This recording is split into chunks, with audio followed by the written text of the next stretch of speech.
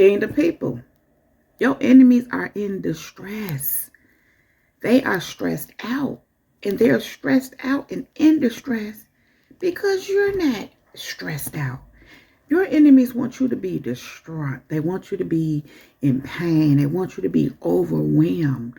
And they're doing things to cause this, whether it be in your environment, doing things to try to sabotage you, where they may have access to something of yours or someone that may be a partaker or contribute to certain decisions, made concerning you.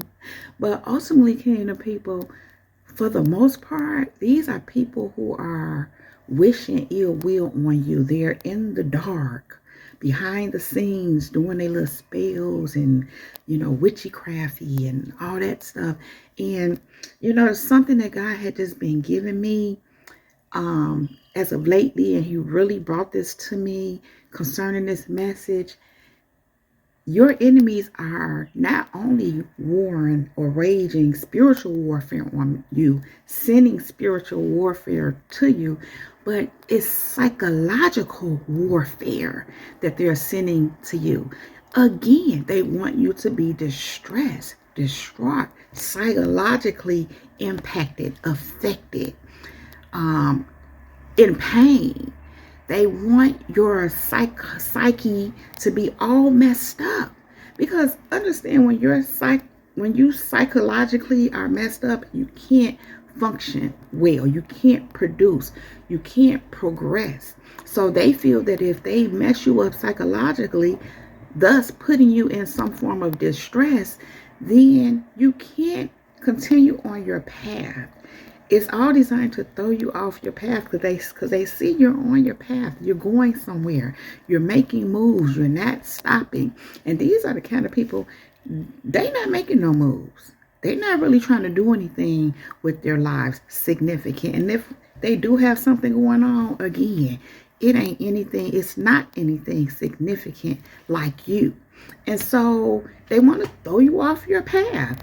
And again, they are in distress because you're not. And they're watching for signs of you being in distress, and they're not seeing it. And here's the thing, kingdom people, it's not that you don't go through things, you don't have challenges, you don't have obstacles. Of course you do. This is called life. Life be lifing. And everybody is going to experience some form of obstacles, challenges, because you're here on this earth. It's no way to avoid it. How you respond to it is another thing. See, the way these people respond to stress and obstacles and stress and, just challenges, they respond to those things in a stressful way. Now, I'm not saying we've never done that or we still don't have moments where we do that, because stress is a part of life, to be honest. Again, it's the way you deal with it. And many of us have learned how to deal with it more properly, or we're learning to. And so in that whole growth and maturity in the way you deal with things, you don't respond by being in distress, if that makes sense.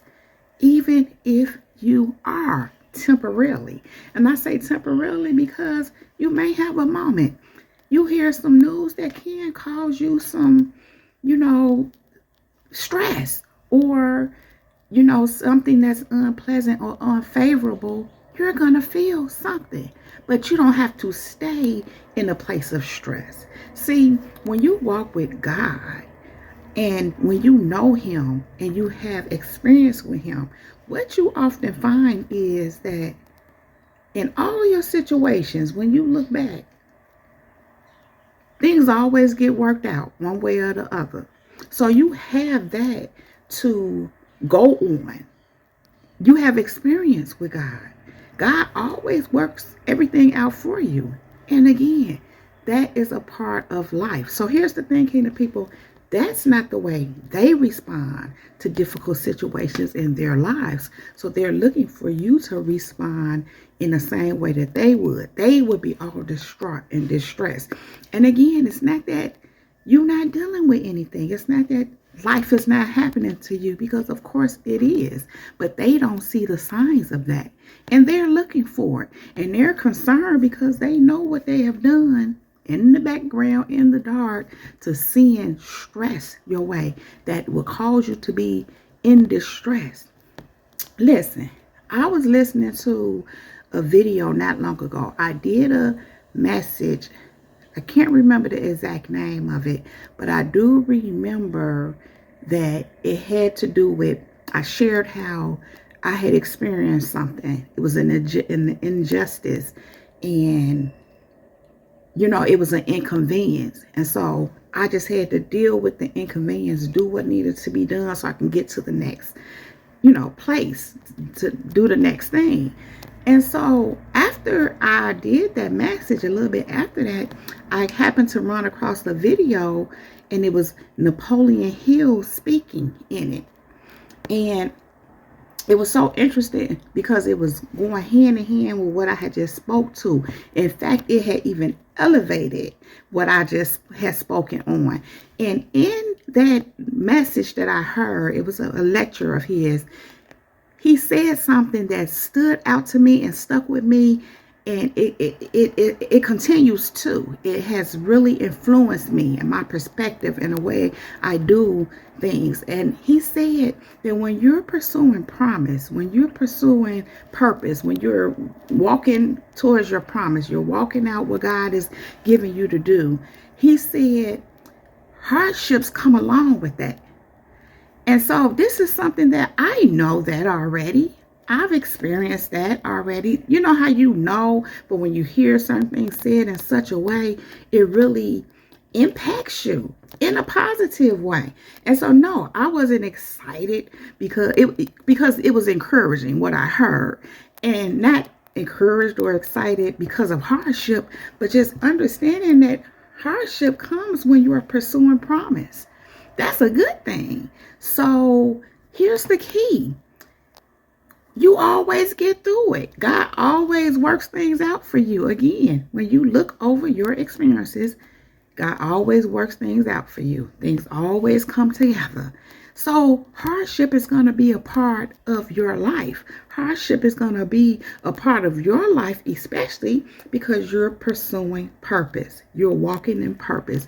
You're walking in what God has called you to. Here's the other thing to that. In the midst of what they are looking for to be distressed, you're praising God. You're content. You're happy. Again, it doesn't mean you're not going through anything, but that's life, right? In fact, Jesus said, he gave us that in John 16:33, I want to say, where he says, I tell you this so that you will have peace. You're going to have troubles in this life. He said, but take heart. I have already overcome the world.